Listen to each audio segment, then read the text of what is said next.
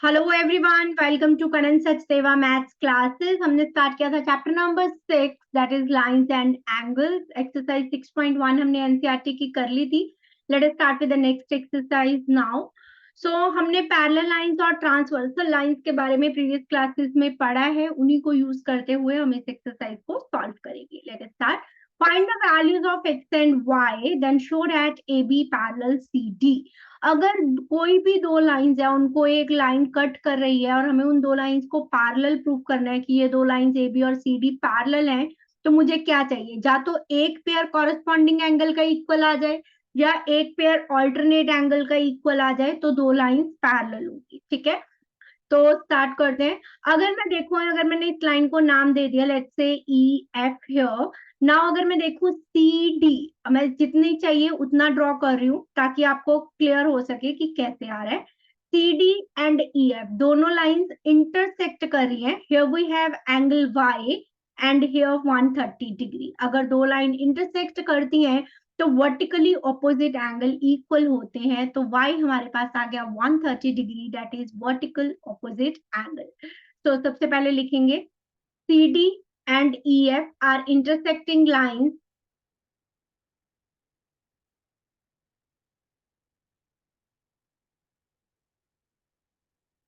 therefore y is equals to 130 degree, bracket में reason देंगे vertical opposite angle. Now मुझे y मिल गया, मुझे x की वैल्यू भी फाइंड करनी है पहले। तो अगर मैं देखूं जो EF है, अगर मैं ऐसे इसको ड्रॉ किया EF, this is a straight line, और स्ट्रेट लाइन पे जो बने एंगल होते हैं, अगर यहाँ पे कोई ऐसे लाइन है मान लो, तो जो स्ट्रेट लाइन पे एंगल होता है वो लीनियर पेयर फॉर्म करता है। It means this will form a linear pair. और ये यहाँ पे मुझे शो हो रहा है, यहाँ पे अगर 50 है और यहाँ पे x है, तो ये लीनियर पेयर बना रहे हैं। तो EF is a straight line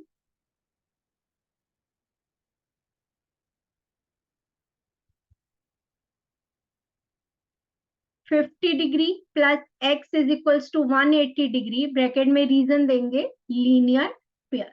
तो यहाँ पे मेरे पास x की वैल्यू आ गई 180 minus 50, that is 130 degree. Now मेरे पास y भी 130 है, x भी 130 है, तो हम लिखेंगे x is equals to y is equals to 130 degree. अब अगर मैं ये पूरा देखूं, अगर मैं ये हटा दूं, मतलब इस तरह से ए बी सी डी ये ट्रांसवर्सल इंटरसेक्ट कर रही है, here we have x and here we have y. तो अगर दो लाइंस की ये ट्रांसवर्सल एक्ट हो रही है EF, ऑपोजिट साइड पे बने एंगल्स इक्वल हैं, तो these are alternate angles. So one pair of alternate interior angles are equal, one pair of alternate interior angles are equal। और अगर ये इक्वल हो गए, इट मींस दोनों लाइन पैरेलल है, therefore A B parallel C D. Clear to everyone? सबसे पहले दो लाइंस इंटरसेक्ट कर रही हैं तो वर्टिकली ऑपोजिट एंगल इक्वल होंगे, तो y आ गया 130 डिग्री। EF स्ट्रेट लाइन है, लीनियर पेयर फॉर्म कर रही है, तो यहाँ से x भी आ गया 130। x और y दोनों इक्वल है, it means these are alternate angle जो इक्वल है, और अगर एक पेयर ऑल्टरनेट एंगल का इक्वल है, it means two lines are parallel. Moving to next one. In the given figure, if AB parallel CD and CD parallel EF, Y ratio Z, Y और Z की ratio given है, find X। अब X find करना है, ratio given है, so let Y is equal to हम 3X मानते हैं, लेकिन यहाँ पे X ऑलरेडी एंगल है तो मान लो A मान लिया, so Z is equal to 7A। Now AB parallel CD, अगर मैं देखूं AB CD के पैरेलल है, CD EF के पैरेलल है, तो इट मींस ए बी और EF भी पैरेलल है। अगर एक लाइन दूसरे के पैरेलल है, दूसरी तीसरे के, तो पहली और तीसरी भी आपस में पैरेलल है। तो अब मुझे यहाँ पे ए बी और मैं EF अगर मैं लेती हूँ, मान लो ये लाइन है ए बी, यहाँ पे बना रही है एंगल X, और मैंने लिया EF, ये इस तरफ बना रही है एंगल Z। अब देखो two lines are parallel, this is acting as a transversal, तो ट्रांसवर्सल एक्ट कर रही है, तो ये ट्रांसवर्सल के ऑपोजिट साइड एंगल है, तो ऑल्टरनेट इंटीरियर एंगल है। A B parallel EF, therefore X is equals to Z, bracket में रीजन देंगे ऑल्टरनेट इंटीरियर एंगल्स। क्यों इक्वल है? क्योंकि ये ऑल्टरनेट एंगल। यहां तक clear. Now x is equal to z, z था 7a, देयरफॉर x भी आ गया 7a। नाउ अगर बात करें AB पैरेलल CD, अगर अब ये दो लाइंस पैरेलल हैं AB एंड CD और this is acting as a transversal, यहाँ पे बना है x और यहाँ पे बना है y। Angles on the same side of a transversal are supplementary. AB parallel CD, so x plus y का सम 180। रीजन देंगे, angles on same side of transversal are supplementary.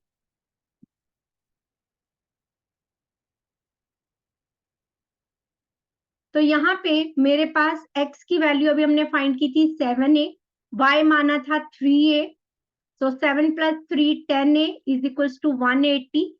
तो यहाँ से a की वैल्यू आ गई 180 by 10 that is 18 degree.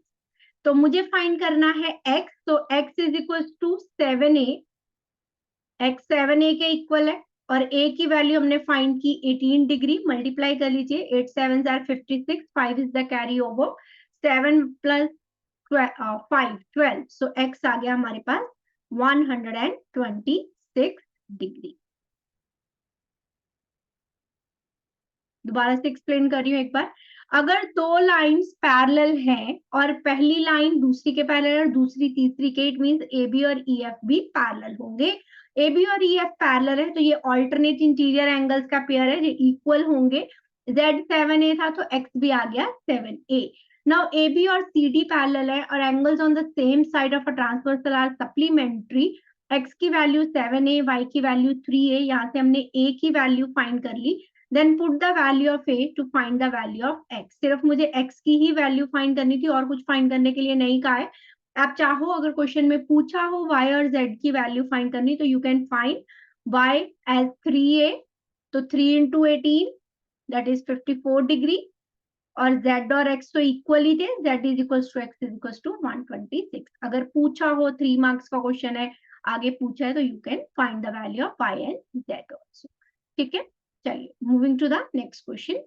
In this figure AB parallel CD, EF perpendicular to CD, okay, angle GED, this whole angle is 126 degrees, okay, angle GED 126 degree, this is given. जो given है मैंने पहले बताया था, जो भी geometry के chapter है गिवन टू प्रूव और प्रूफ लिखोगे आप, जो गिवन है लिख दो, जो प्रूफ करना है वो लिख दो। अब जीईडी एंगल कैसे बन रहा है, angle GEF plus angle FED, ठीक है, इन दोनों एंगल से बन रहे हैं। अब मुझे कहा था EF जो है परपेंडिकुलर है CD पे, देयरफॉर एंगल FED 90 डिग्री है और यहाँ भी साइन से हमें शो हो रहा है कि 90 डिग्री है। तो angle GEF plus 90 is equal to 126। Now यहाँ से GEF की वैल्यू आ गई 126 माइनस 90, तो 12 माइनस 9 36। क्या मुझे इसकी वैल्यू चाहिए या नहीं चाहिए, हम देखते हैं अभी। ओके, जीईएफ फाइंड करना था तो जीईएफ 1 मिल गया। अब मुझे फाइंड करना है AGE means this angle and FGE this angle, तो ये मुझे फाइंड करने हैं। अब इसके लिए अगर मैं देखूं, अगर मैंने क्या AB एंड CD ये दोनों लाइन पैरेलल है। Now GE is acting as a transversal here. एक तो ये एंगल फाइंड करना है AGE और GED, क्या मेरे पास इसकी वैल्यू है, यस 126। अगर AB और CD पैरेलल है, GE ट्रांसवर्सल एक्ट कर रहा है, ये दोनों ट्रांसवर्सल के ऑपोजिट साइड बने हैं तो ऑल्टरनेट एंगल्स है। So write down AB parallel CD, GE is transversal, therefore angle AGE is equals to angle GED, bracket में रीजन देंगे alternate interior angle। तो मुझे AGE फाइंड करना था, GED तो गिवन ही था, तो AGE भी आ गया मेरे पास 126 डिग्री। तो ये भी फाइंड हो गया। अब बचा FGE, ये वाला एंगल। अब अगर मैं देखूं कि CD जो है एक स्ट्रेट लाइन है, मतलब इन तीनों का सम 180 डिग्री हो जाएगा। तो right down CD is a straight line, therefore कौन कौन से angle, angle CEG plus GEF plus FED, ये पूरा angle CEG plus angle GEF yes plus angle FED is equal to 180 degree linear पे। CEG हमें फाइंड करना है यहाँ पे, GEF हमने फाइंड किया है 36, दिस वाज 90। जब आप सीधा पूरा ये वाला एंगल दोनों मिला के 126 था, आप डायरेक्टली भी पुट कर सकते हो उसे, माइनस 126, 10 माइनस 6, 7 माइनस 2, 54। तो मुझे CEG फाइंड नहीं करना, लेकिन मुझे क्या चाहिए, FGE। अगर मैं देखू now AB and CD acting as a transversal, this is AB and this is CD। GE is acting as a transversal, यहाँ पे G है, यहाँ पे E है। Now I want this angle FGE और ये वाला एंगल CEG, the CEA, ठीक है। तो ये जो एंगल है अगेन ट्रांसवर्सल के ऑपोजिट साइड पे बने हैं, तो ऑल्टरनेट इंटीरियर एंगल्स हैं। AB parallel CD, GE is transversal, therefore angle कौन कौन सा, CEG is equals to FGE, angle CEG is equals to angle FGE, alternate interior angles.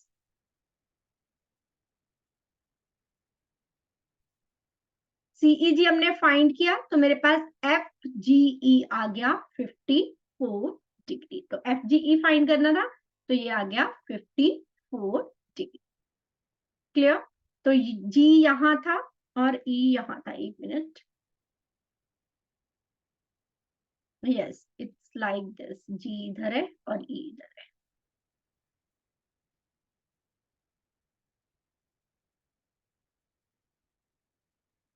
और यहाँ पे पॉइंट है F, तो FGE ये वाला एंगल बना। क्लियर। तो 3 पार्ट में पूरा क्वेश्चन डिवाइड हुआ ये वाला। तो मैंने अलग अलग कलर से इसीलिए क्या है कि तीनों पार्ट आपको क्लियरली दिखे कि क्या किया है। सबसे पहले हमारे पास ये वाला एंगल दिया था 126, ये दो एंगल्स के सम से बन रहे हैं, तो एक उसमें से 90 था तो दूसरा एंगल फाइंड कर लिया। उसके बाद दो लाइन पैरेलल है, this is acting as a transversal. Okay, ये मैंने इस वाले में चेंज कर दिया, ये तो 126 वाला था।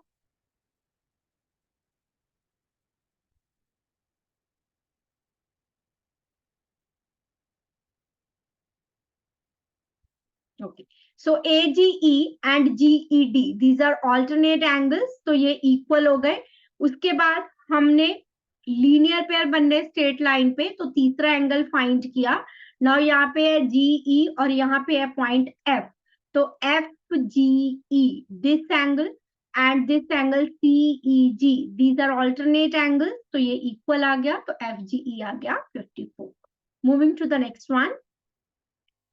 In this figure, PQ parallel ST, angle PQR is 110, RST is 130, find QRS. This angle I want to find. चलो मैंने इसकी अगर एक पैरेलल लाइन ड्रॉ कर दी ST के, draw RX parallel to ST, RX एक लाइन ड्रॉ की ST के पैरेलल। ओके, अब अगर ST और RX ये दोनों पैरेलल है, now this is acting as a transversal, ठीक है, यहाँ ऐसे ये R है, so this line is acting as a transversal. Now this angle is 130 degree. ये एंगल अगर मुझे फाइंड करना है, angles on the same side of transversal are supplementary, तो मैंने मतलब इस लाइन को एक्सटेंड कर दिया ऐसे, ताकि मुझे क्लियरली विजिबल हो जाए कि ये angles on the same side of transversal है। तो angle RST plus angle SRX is equals to 180 degree. Reason देंगे angles on same side of transversal, angles on same side of transversal are supplementary. तो यहाँ पे मेरे पास एक angle 130 है तो दूसरा angle I can find. RST is 130, तो एंगल SRX यहां से मेरे पास आ गया 180 माइनस 130 दैट इज 50 डिग्री. लेकिन मुझे SRX तो फाइंड नहीं करना, मुझे फाइंड करना है QRS.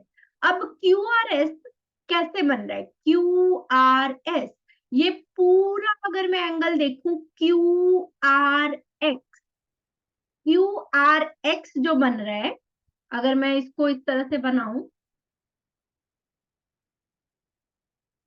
ये इस तरह से लाइन थी हमारे पास और यहाँ पे कहीं है Q और यहाँ है R इस तरह से और इस तरफ है S. अब मुझे फाइंड करना है दिस एंगल QRS. ठीक है, अब QRX कैसे बन रहा है? Angle QRX that is equals to angle QRS plus angle SRX. अब SRX मैंने फाइंड किया था अभी 50 डिग्री, तो SRX की जगह मैंने पुट कर दिया 50 डिग्री. QRS मुझे फाइंड करना है, तो मुझे QRX की वैल्यू तो पता हो. अब अगर मैं देखूं इन लाइन को, PQST के पैरेलल है, तो इससे पहले अगर हम करें इसको, चलो मैं इक्वेशन 1 दे देती हूँ क्योंकि मुझे वैल्यू चाहिए. PQST के पैरेलल है, STRX के पैरेलल है, तो डेट इज PQ और RX भी आपस में पैरेलल है. अब this is PQ, this is RX, ये दोनों पैरेलल हैं and this is acting as a transversal.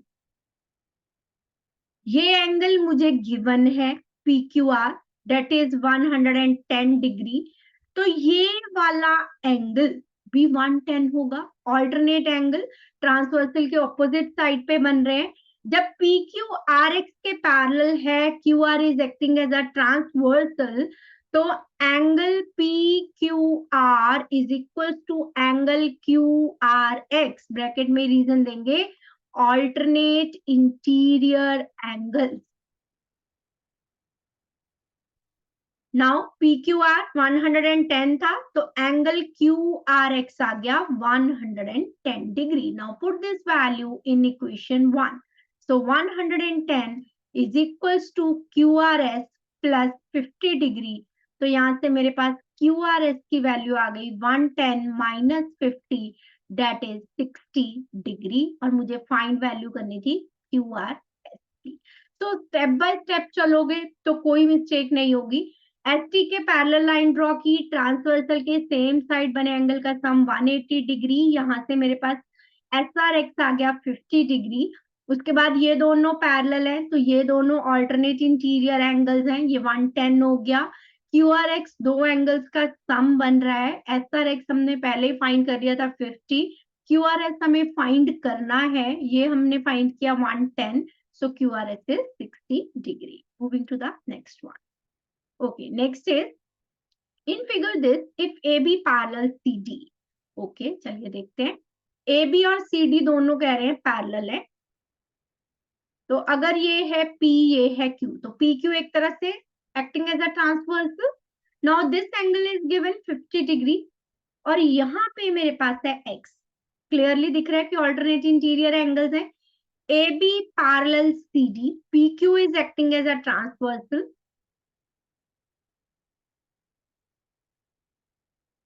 So 50 degree is equals to X. Bracket में रीजन देंगे alternate interior angle. लेकिन मुझे फाइंड करना है X और Y दोनों. X की वैल्यू मेरे पास आ गई. Now let's come to Y. अगर Y देखूं, दिस एंगल PRD ये एक ट्रायंगल बन रही है and this is exterior angle. So exterior angle property use करो. So 127 degree is equals to y plus x in triangle PQR. Reason, exterior angle of a triangle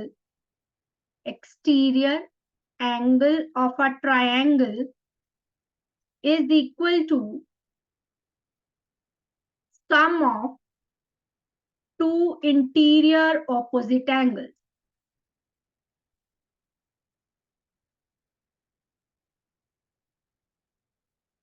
Now x की value हम find कर चुके हैं. So 127 degree y plus 50. तो y आ गया 127 minus 50. 12 minus 5 is 7. So 77 degree. बहुत easy था. सबसे पहले दो लाइन पैरेलल है, एक ट्रांसवर्सल है, उनको कट कर रही है. तो 50 और x are alternate interior angles. Triangle में लिया, exterior angle property लगाई. exterior angle of triangle is equal to sum of two interior opposite angles and find the value of y here. Next one. In this figure, PQ and RS are two mirrors placed parallel to each other. An incident ray AB strikes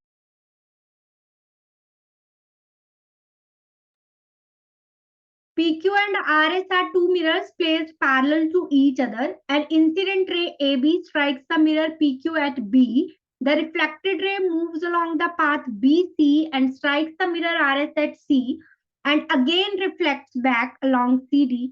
तो हमें AB और CD को parallel prove करना है. This line AB and this CD parallel prove करना है. तो हमने draw किया कि यहाँ से एक parallel line BX and CY दोनों parallel है. Draw BX and CY parallel. अब अगर ये दोनों लाइंस पैरेलल हैं तो angle according to law of reflection, कि angle of incidence and reflection is equal. So angle ABX is equal to angle CBX. Similarly, angle BCY is equals to angle DCY. अब अगर मुझे given है कि PQ और RS parallel है,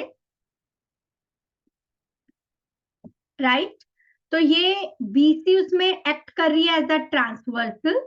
तो कौन से एंगल इक्वल होंगे? This angle and this angle. These are alternate interior angle. PQ parallel RS, therefore angle CBX, क्योंकि मैंने ये ड्रॉ किया BX पैरेलल है इसके, BX और CY पैरेलल है. मैंने इसको एक्सटेंड कर देती हूँ, ये इस तरह से पैरेलल है, ठीक है. और BC इनको ट्रांसवर्स सेलेक्ट कर रही है. तो this angle and this angle, these are alternate interior angle. यहाँ था X, यहाँ था Y. So angle CBX is equal to angle DCY. यहाँ D था, C और ये Y पैरेलल लाइन थी इस तरह, एंगल DCY. तो ये दोनों क्या हो गए? Alternate interior angle. लेकिन मुझे प्रूव करना है कि AB and CD are equal. BCY, not D. Here we have B. This angle. B, C and Y. चलिए. Now, अब मुझे प्रूव करना है कि AB और CD पैरेलल हैं. AB ये रहा, CD ये रहा. ये दोनों पैरेलल तब होंगे अगर एक कॉरेस्पॉन्डिंग पेयर लाइंस का या एक ऑल्टरनेट एंगल का पेयर इक्वल हो जाए. Now these are parallel. मुझे ये प्रूव करना है, तो मुझे ये प्रूव करना होगा कि एंगल ABC और एंगल BCD ये दोनों इक्वल है, ऑल्टरनेट एंगल. अब एंगल ABC बन कैसे रहा है? एंगल ABC बन रहा है दो एंगल से, angle ABX plus CBX. Angle ABX plus angle CBX. और दूसरा एंगल मुझे कौन सा चाहिए? BCD. वो कैसे बन रहा है angle BCD? Angle BCY plus DCY. Angle BCY plus angle DCY। Now अब मुझे गिवन था कि CBX और BCY इक्वल है, CBX और BCY इक्वल है। तो अगर मेरे पास ये दोनों एंगल इक्वल हैं तो मैं इसकी जगह पे ये पुट कर सकती हूँ। और मुझे ये भी गिवन है ABX और CBX इक्वल है, ABX और CBX इक्वल है। तो that is angle ABC 2 times angle CBX और angle BCD is 2 times angle BCY। अगर मैं इसको इक्वेशन 1 दे दूं, ठीक है, तो मैंने यहाँ पे यूज की equation 1, use equation 1। Now next में अगर मैं इसको इक्वेशन नंबर 2 देती हूँ, these twos are equal, CBX and BCY equal है, तो मेरे पास क्या आ गया? तो यूज 2 की, तो angle CBX is equals to angle BCY और CBX half of angle ABC के इक्वल है और BCY half of angle BCD के इक्वल है। हाफ से हाफ कैंसिल हो गया, इट इंप्लाइज एंगल ABC और BCD इक्वल है। So these are alternate angles. तो एक पेयर ऑल्टरनेट इंटीरियर एंगल्स का इक्वल हो गया, तो लाइंस जो है पैरेलल हो गई, therefore AB parallel CD। I am explaining again, दोबारा से देखिए, हमने BX एंड CY दो पैरेलल लाइंस ड्रॉ की। लॉ ऑफ रिफ्लेक्शन कहता है कि angle of incidence and angle of reflection are equal. Now अगर PQ और RS पैरेलल हैं तो एंगल CBX एंड दिस